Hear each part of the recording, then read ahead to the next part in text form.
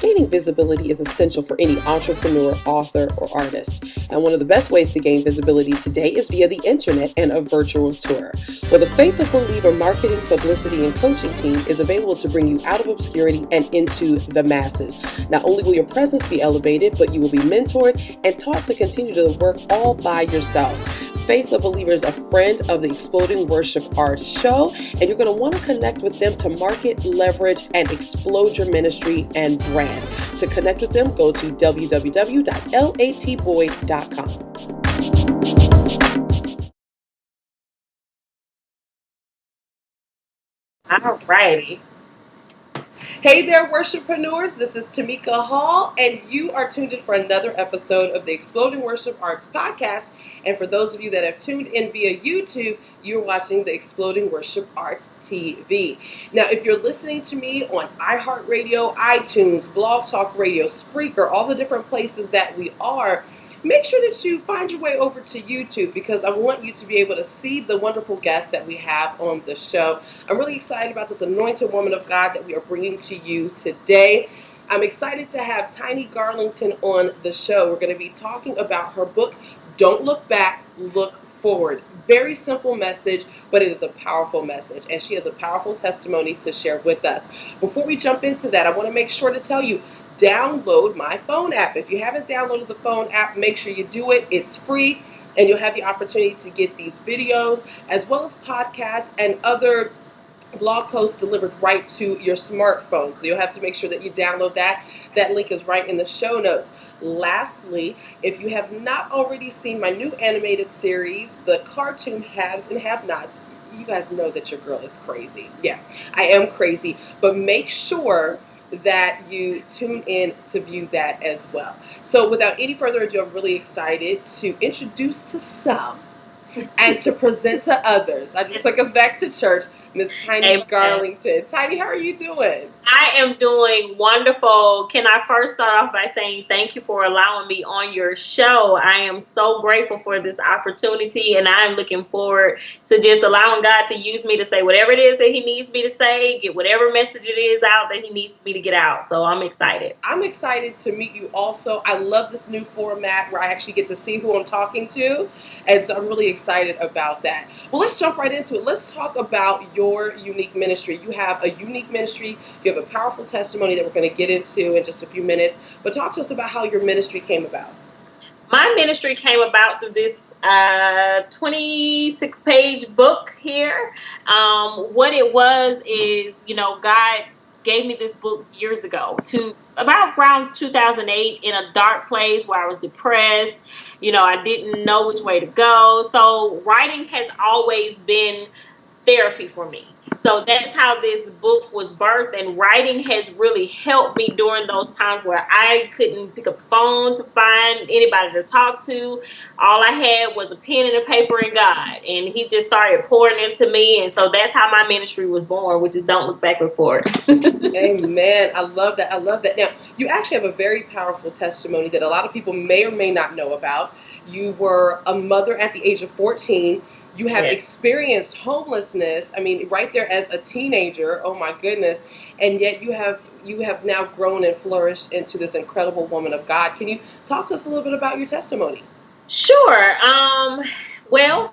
I grew up in a home where my mom was addicted to drugs, and I really didn't find out who my real father was until I was 6 years old. And I can remember it just like it was yesterday. I was sitting over to my grandmother's, and we were outside playing, me and my cousins, and this guy pulls up in this Mercedes Benz, looking all clean and fresh, and he walks over and he's like, "Hey, I'm your daddy." I'm like, "My dad," Right. Because I thought that another guy was my dad, and the other guy that I thought was my dad, I really loved him because he came and got me. He would take me over to his family's house. We had really built a bond. Mm-hmm.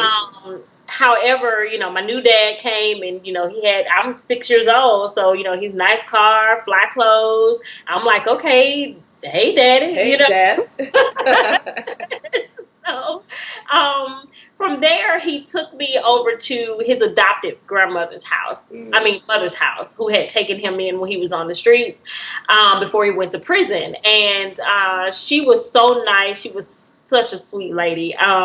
She didn't have any grandkids. So, of course, me coming, I'm this little bitty girl, petite, smart, can read books, talk all day long. She was like, you know what? You're going to become my granddaughter. And she took me in. She brought me in, and I was able to experience a whole new world. I was surrounded around people who were bankers, and, they lived in this nice big house, and they lived around these rich white folks. And I'm like, wow, Yeah. So she took me in, and I would go stay on the weekends, and then gradually I moved in with her full time. Well, unfortunately, during that time, being pulled from my mom's house back to her house to my dad going through his issues with him being a young father, I experienced a lot. I experienced a whole lot. I experienced being in a situation where, I didn't know, what was right and what was wrong. We grow up playing house, so to speak, and we weren't playing house, and come to find out when I got older, it was to a point to where actually it was wrong. They were older than I was, and they knew better than I did, and they took advantage of me, as a little girl. And I never shared it with my dad. My dad still doesn't know it to this day. He'll know it now because I'm talking about it on, TV, but Right. it's okay. And, with that, not having, I don't care who loves you or gives you things, but if you don't have the love of your mother and she's still living and breathing, that plays heavily on you when you're a kid. I didn't understand, okay, they were giving me all that I wanted, but I did not understand, why can't my mother give me that? I was seeing everybody else have their mother give them that, and I didn't understand, so I acted out, and acting out, what I did was I started having sex early. I actually started having sex at the age of 8. Wow. When you were playing house and you didn't know that it wasn't playing. It wasn't playing. Right. Wow. And I didn't get pregnant until, it was so weird because when I first turned 12, I had this boyfriend. He was real older than me. He was like 16, 17. And I wanted a baby by him so bad. Oh, wow. Because I wanted something that I could love and say, my mom didn't love me, so maybe I can start over. Folks, no worries. We got little puppies in the background. But I wanted something that I could grab a hold to and love, So I tried and eventually, we broke up, and then that's when I ended up getting pregnant with my son. I met his dad, and we ended up, getting pregnant, and it was weird because I was happy in a sense, but then in a sense I was like, oh God, the people who I live with, they're going to disown me, because she would always say, if you ever got pregnant, you had to go back home to your mama because I can't, take care of you and the baby.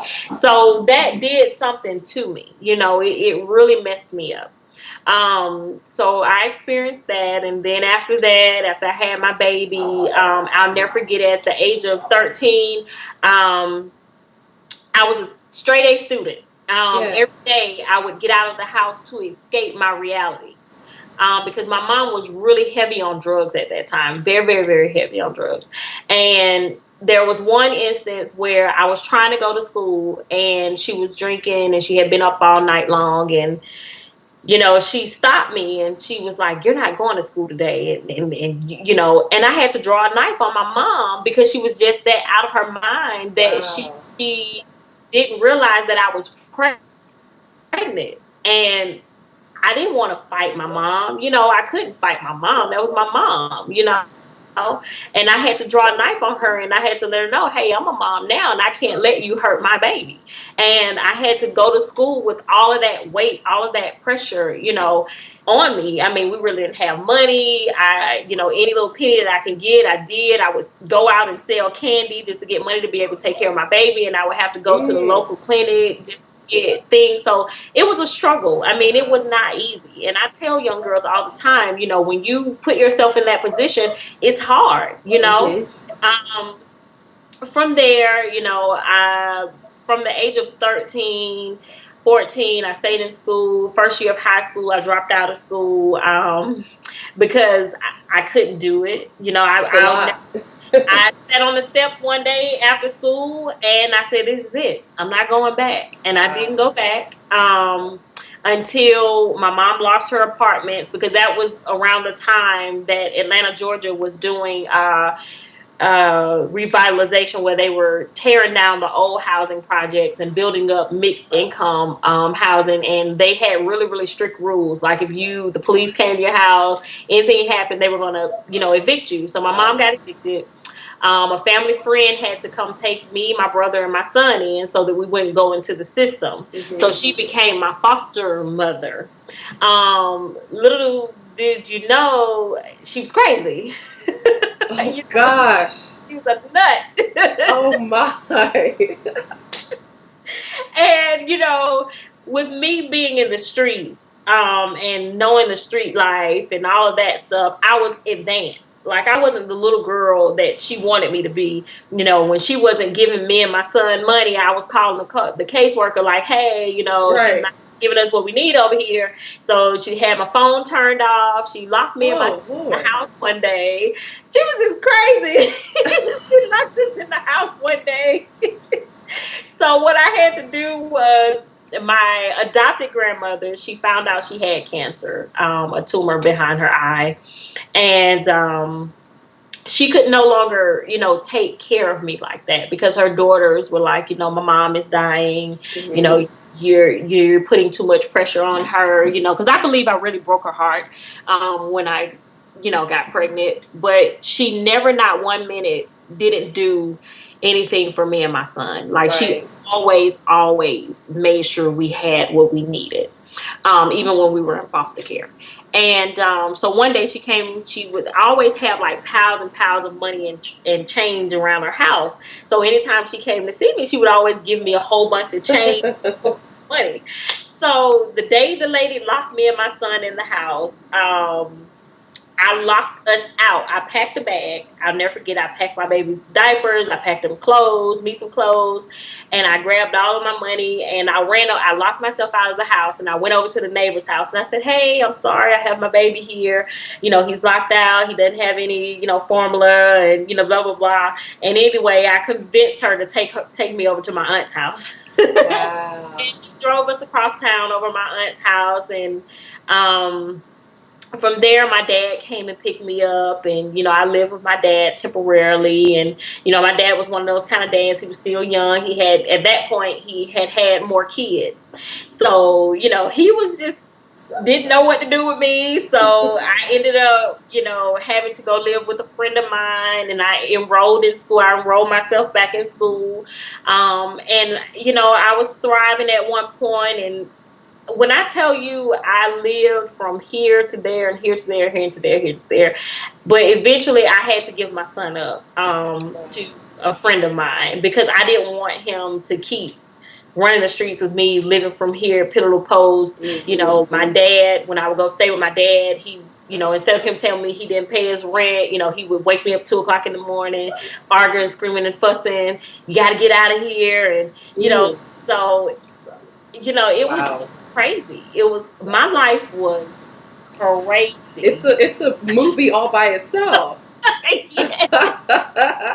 I can see why you needed to put something on stage, because your life alone is a story. Wow. Right. And I tell people all the time, I try to laugh a lot, to keep from crying and keep from remembering, some of those painful moments, you know, and now that I'm 32, I'm just like, I'm refusing to go back down that road. I'm refusing to allow anybody to rob me of my happiness. Because I have gone through so much to where it has made me a very humble person. You know, I don't go out of my way to make people uncomfortable.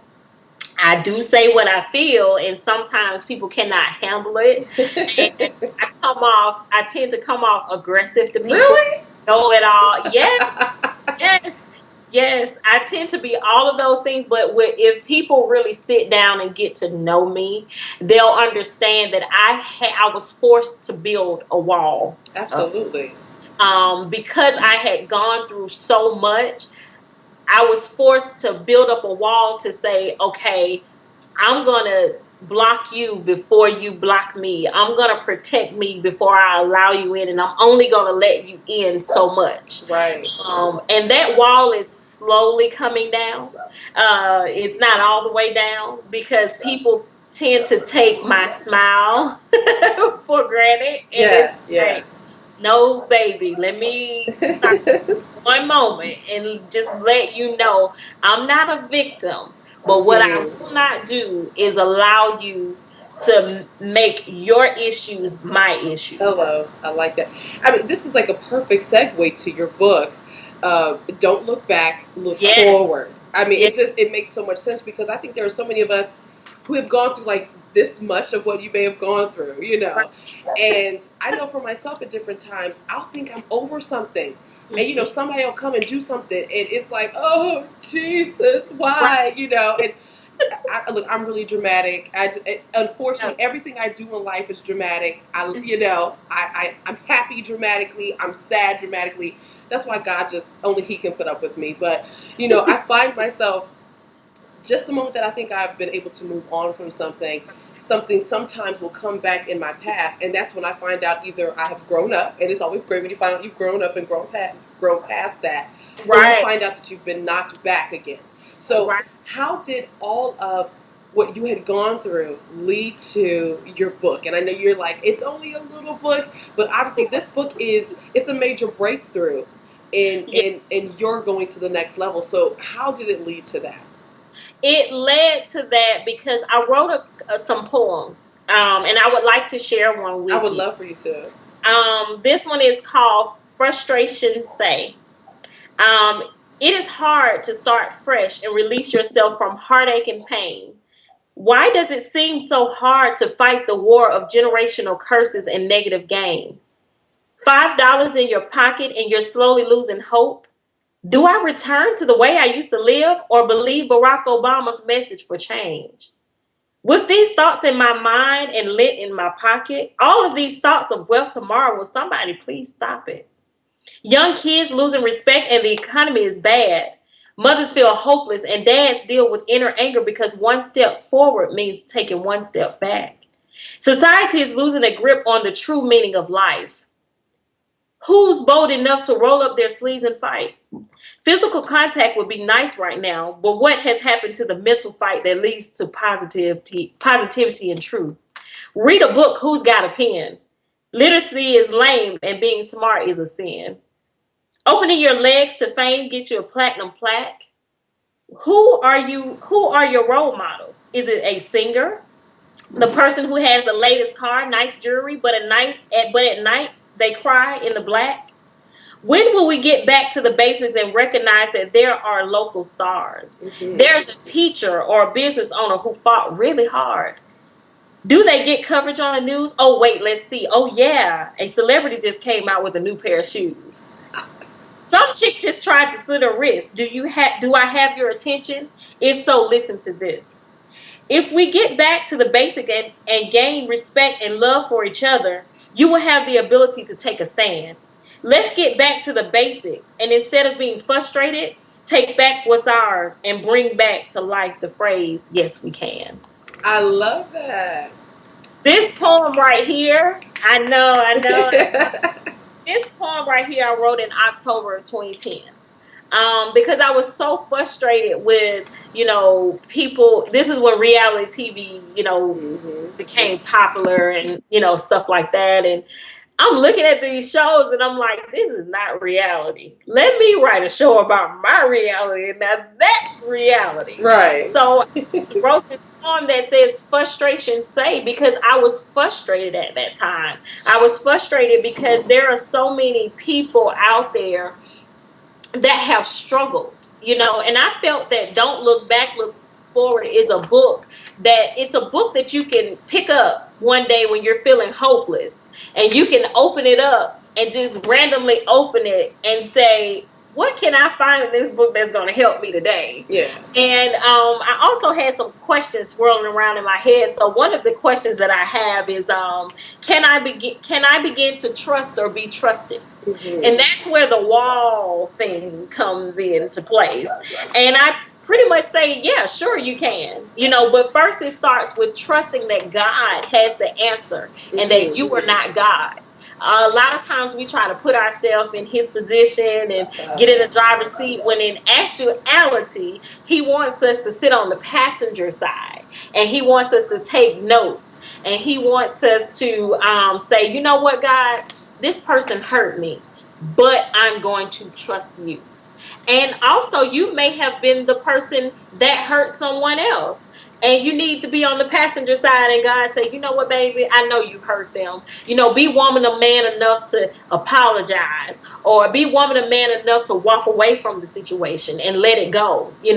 I had to walk away from a 7-year marriage that was, from the beginning, God said no. And I was so caught up in my low self-esteem and not knowing who I was, I totally ignored God. And I was 7 years in the wilderness, going through hell, being put out, women, all kind of crap. And finally, God had to snatch him away from me. Our relationship was over before he went to prison, but when he went to prison, it was like a freedom. I was like, yay! Oh, Lord, this is for me. Yes. But, I'm grateful for that experience, though, because that experience allowed me to know what type of man I wanted and what I didn't want to experience. But, Don't Look Back, Look Forward is a combination of poetry, questions. I also, because I am a victim of domestic violence, I wrote a story about this lady named Julie, who's a mother of 2. Because when I was growing up, I used to write fallacies, as we like to call them, to escape my reality. And I've always been a great storyteller. So what I did was I wrote a story about this mom who has these daughters, and the mom is an alcoholic, and she's so caught up in her relationship with her man, and her daughter comes to her one night and say, Mom, I have a dream, and she tells her about her dream, but her mom ignores it. And I end the story with a loud bang, but I don't tell you what happened.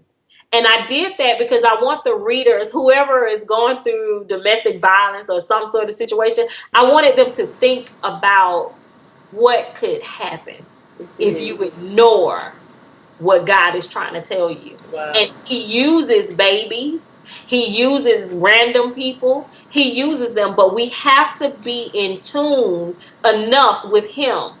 Because on one of my interviews, I said that the world predicts to us how we should feel. Yeah. But we have to become gatekeepers of our feelings. We have to stand at that gate and say, you know what? You said I couldn't do it, but guess what? God said I could. That's right. We just have to be that bold and crazy. I don't call it crazy. I call it passionate. Passion, to be able to push past all this pain, because had I allowed, my past, that's why I say don't look back, look forward, because had I continued to look back and not allow, God to be my all and everything, and whispered to me at night, those sleepless nights and times I was crying and, people had hurt me to my core, I still listened to God. Yeah. I was like, God, I know you here. I know you didn't take me through all of that to get me to this point and leave me. Even though, I do these interviews. I'm not doing these interviews for fame. I never want fame. I want to walk down the street and people say, "Hey, tiny girl, how you doing?" And I can talk to them, and I don't have to have Bubba and Joe to come say, "No, you can't talk tiny." Bubba and Joe. Girl, please don't name them Bubba and Joe. Bubba and Joe. I gotta have Bubba and Joe. Yeah. I love it. I don't want that. I want to be able to sit down with my readers and my fan club and have a conversation with them. Wherever God takes me, I'm willing to go there. But my prayer is that I'm able to still be tiny. Like, I never want to get to a place that I can't be me. Mm-hmm. So I'll always use this first little book to be my humility. This is my picture of humility and humbleness and gratefulness and prosperity and peace and love and kindness and compassion and all that good stuff. All that good stuff. But don't back to look forward, because actually within the book, if you go to the back of the book, I put, and you probably can't see it, but you see that power button? Yeah. This is the push the power button to activate your power. Yes, right. Push your power button. On the other side, I have a heart here, because God is our heart. He's what keeps us beating, our life going every day. And down here, I have words, power words. Words such as love, determination, compassion, winner, trust, focus, passion, forgiveness, successful. And I say, remember, it takes practice, patience, and perseverance to be able to overcome. So I'm just grateful. I love that. I love that. I love the way that the book is laid out. And like I said to everyone that is tuned in watching or you're listening, I told you that even though Tinnie says it's a little book, it packs a powerful punch. And so I'm really excited about that. Well, Tinnie, how can people purchase the book? Because, now we've talked about it. You've given us a little taste of it. Yeah. How can we get our own copies? They can go to Amazon.com and look up Don't Look Back, Look Forward. Or they can look for me, Tinnie. That's Tinnie. See, I'm unique. I'm Garlington, and that's Garlington. Or they can go to my website. I do have a website. It's www.garlingtonllc.org. And check me out, and that's where they can find my book. And I'm doing, actually here in Atlanta on June 28th, I'm doing a workshop where actually the attendees will get the deluxe edition of my book. Because what I'm in the process of doing right now is making it a workshop. Where I have this book called We Win. So I'm going to give them a sneak peek of We Win and combine it with Don't Look Back, Look Forward. Great. So I'm so excited. I'm excited for you too. That's awesome. God is just exploding everything that you're doing. I'm excited about that, and I'm really honored that you have taken the time out to just spend some moments with the Exploding Worship audience. And for those that have been tuned in listening, I want you to make sure that you support this awesome woman of God. I told you that this was going to be a really powerful interview. I mean, think about all the things that we may have gone through, and we find ourselves like Lot's wife, and we look back. And so in order for us to get everything that God has called for us to do, called for us to be, for us to reach our destiny, we have to look forward. Tinnie, I'm so grateful that you were on the show. I'm grateful to our sponsor, Miss LaTanya Boyd of Faith the Believer Virtual Tours, for sending you my way. She's always given me really incredible guests to interview. Yes, so and before we leave, I want to give her a shout out. Yay! She's the best PR person yes, she is. that an author could ever have. Let me just say that. You can check her out at LaTanyaBoyd.com, or you can find her at Faith the Believer on Facebook. She is so wonderful. She is worth the investment. She's worth the time. She's there to talk to you. She has become like my new little BFF, And I always say, when you find people like that, you keep people like that. So wherever I go, she will be. Always know that. So when I make it to wherever God wants me to be, you look for Latanya Boyd to be by Tinnie C. Always That's right. remember that. And you know what she is? She's a really great mentor. I brought her on as my publicist last year, and I was kind of like, listen, I got a whole bunch in my head. God's called me to do a whole bunch of stuff, and I just need help to kind of put it all in place. And so now we have that great relationship now. I call her auntie. She calls me niecey. And she's really an incredible person. So for those of you that may want to connect with somebody like Latanya, go to www.latboyd.com. Make sure that you let her know that you heard about her here. You heard about her from her BFF Tinnie, from her niece Tamika. And until next time, make sure that you follow me, www.tamikahall.com. I have something popping up on the website every single day. Stay tuned for July. We have a new issue of the Worship Arts magazine coming out. And until next time, stay inspired, stay motivated, and stay blessed. Have a blessed day, worshipreneurs. Bye.